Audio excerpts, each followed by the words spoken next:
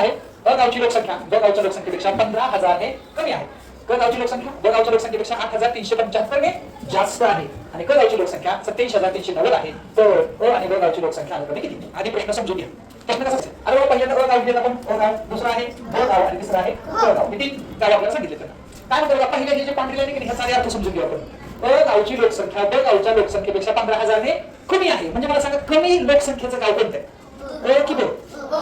म्हणजे काय? बची जेवढी संख्या ना त्यापेक्षा किती जास्त आहे बची? 15,000. किती जास्त आहे? मग मी असं करू का? त्याला एक्स पकडलो तर हे किती जास्त आहे? 15,000. किती जास्त आहे असं मला म्हणजे याची जी संख्या लोकसंख्या होईल एक साठी 15,000. बरोबर किती व्हायला पाहिजे?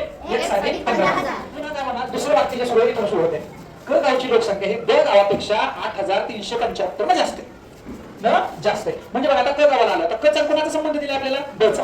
बघा क चा आणि कोणाचा संबंध दिलाय? ब चा. त्यामुळे ब चा विषय संपला. बरोबर. मग आता काय म्हणतो बघा क गावची लोकसंख्या ब पेक्षा 8,375 ने जास्त आहे. मग ब ची तुम्हाला माहिती की ह्याच्यापेक्षा किती जास्त आहे?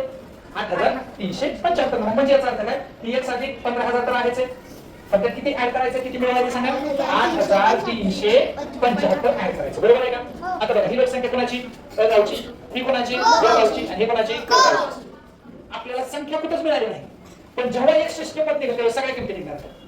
ओके समजा 110,000 आली तरी जेव्हा आली 25,000 कारण 10 अधिक 15,000 ह्याची निघाली ह्याच्या त्यामध्ये ऍड होणार ह्याच्या ते ऍड होणार सगळ्यांची बेरीज होणार. ठीक आहे. मग आता तुम्हाला हे झालं तरी तुम्हाला तिसरं स्टेटमेंट दिलंय क गावची लोकसंख्या 87,390 आहे. कुणाची लोकसंख्या 87,390?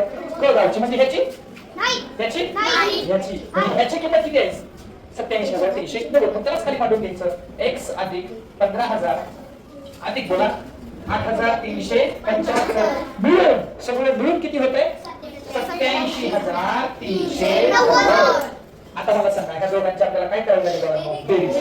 म्हणजे बेरीज करायची म्हणजे 0 आणि 5 5 कशाचं मांडायचं? 0 अधिक 7 7 कशाचं मांडायचं? 3 अधिक 5 3 अधिक 0 3 ला 3 कशाचं मांडायचं? 5 अधिक 8 13 3 कशाचं मांडायचं? 1 आला 1 आणि 1 2 म्हणजे ह्या दोघांची मिळून किती आली बेरीज बघा 23,375 आणि ह्याच्यात पण हेच आहे अधिक किती 87,390. मला सांगा एकशे किंमत जर काढायची असेल तर ह्या 23,375 ला काय करावं लागेल? थोडं निवड वजा करावं लागेल. म्हणजे तुमची एकशे किंमत निघण्यासाठी तुम्हाला काय करावं लागेल बघा 87,390 बघून बोला 23,000 किती सांगा 23,375 वजा करावं लागेल. तर एकशे किंमत निघेल. कशी निघणार? 0 5 दिलं 5 दिलं आता तो 7 दिलं 1 दिलं पुन्हा 3 2 3 दिलं 0 दिलं 7 3 दिलं 4 राहिलं आणि आता 2 दिलं 6 म्हणजे एकशे किंमत किती आली बघा? 67,015. कोणाची किंमत आली? एकशे. म्हणजे तुम्हाला पहिली जी गाव आहे त्याची तुम्हाला किंमत निघेल किती? 67,015. आता